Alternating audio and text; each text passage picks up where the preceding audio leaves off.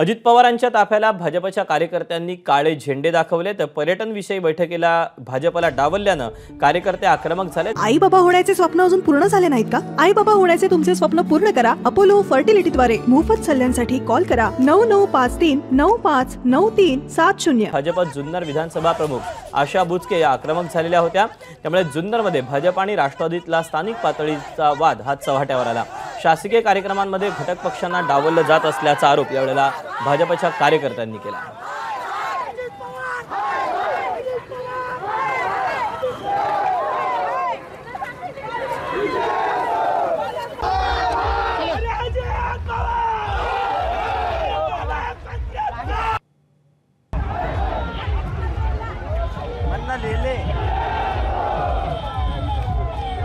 विरोध फक्त प्रशासकीय बैठक आतमध्ये पर्यटनचे आणि ती कोणत्याही आम्हालाच काय पण राज्याचे मुख्यमंत्री उपमुख्यमंत्र्याचा फोटो नाही। शासकीय बैठक आहे, त्यांनी जाहीर करावं। शासकीय काही कर्मचारी अधिकारी पदाधिकारी तिथे नाहीये म्हणून आमचं पण कर्तव्य दायित्व आहे की आम्ही आमच्या नेत्याचं या ठिकाणी स्वाभिमान अभिमान जपला पाहिजे आणि राज्याचे मुख्यमंत्री उपमुख्यमंत्री यांचा अपमान आम्ही सहन करणार, कदापि नाही सहन करणार।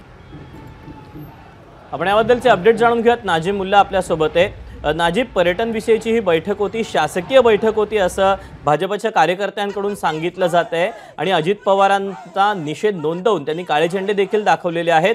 काय सगळा प्रकार आहे, कुठली नेमकी बैठक होती, काय नेमकं म्हणणे भाजपचं?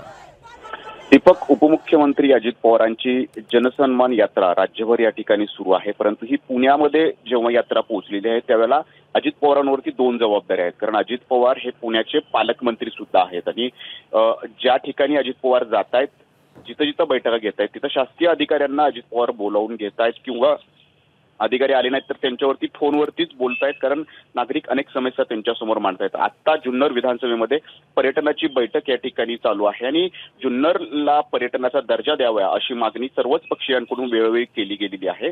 आज या ठिकाणी बैठक पार पडते, परंतु घटक पक्षांना इथं बोलवलं नाही असा आक्षेप जो आहे तो भाजपने या ठिकाणी घेतलेला आहे। जुन्नरमध्ये सध्या विद्यमान आमदार हे अतुल बेनके आहेत आणि ते अजित पवार गटाचे आमदार आहेत। ज्या आशा बुचके यांनी आज आक्रमक पवित्रा घेतलेला आहे त्या भाजपच्या जुन्नर विधानसभेच्या प्रमुख आहेत आणि त्या सुद्धा विधानसभा लढण्यासाठी इथून इच्छुक आहेत आणि म्हणूनच हा आक्रमक पवित्रा आशा बुचके यांनी घेतलेला आहे।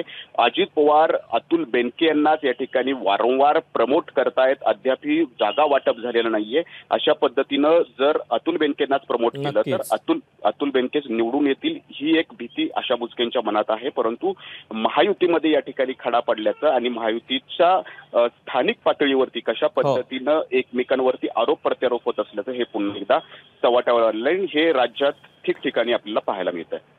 दीपक, नाजिम, धन्यवाद दिलेल्या सविस्तर माहितीबद्दल। एबीपी माझा, उघडा डोळे बघा नीट।